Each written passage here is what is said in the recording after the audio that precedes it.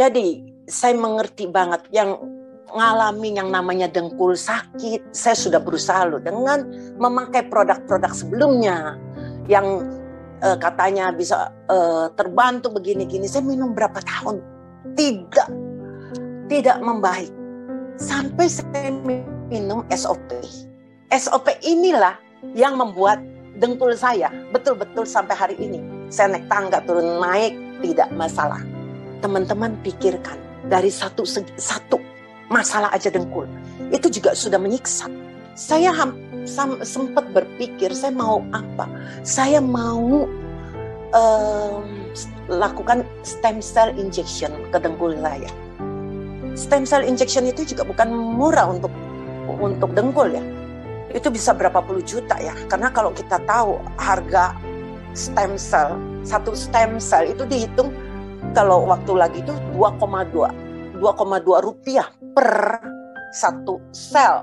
Jadi kalau misalnya, ini saya bukan bilang dengkul ya, misalnya untuk pankreas atau apa yang dibutuhkan misalnya 100 juta sel, kalikan 2 rupiah, ya 200 jutaan.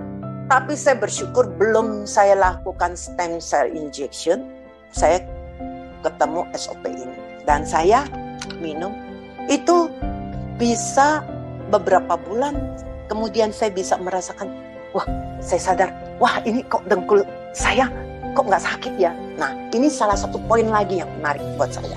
Beberapa bulan kemudian, yang saya rasakan awal demensia saya mulai sadar pada saat saya bisa sangat lupa nama pasien yang baru saya lihat berapa menit atau berapa detik yang lalu.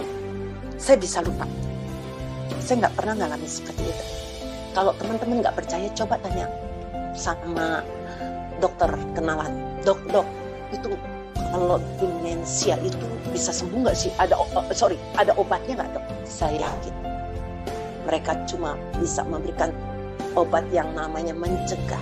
Nah, teman-teman di sini harus mengerti, yang namanya mencegah itu berbeda dengan mengobati atau kesembuhan. Mencegah itu tidak bisa menyembuhkan. Istilahnya kalau Anda ini sudah mengalami kerusakan, misalnya derajat 2, ya sudah, nggak bisa baik istilahnya. Cuma diusahakan supaya jangan sampai derajat 3 atau derajat 4.